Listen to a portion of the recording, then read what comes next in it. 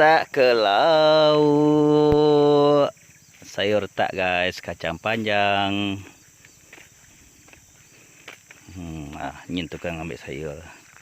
Aku untuk gambar aja. Mayu sayur retak. Kacang panjang. Tisi jalai ya. Si jalai, tisi jembatan.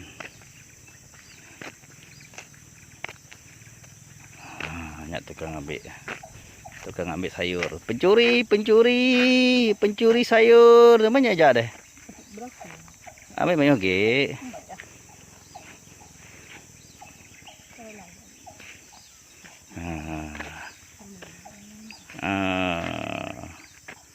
Cukupnya deh nya, nyamai ke mudanya. Nya kepanjai. Namun tu nyamai.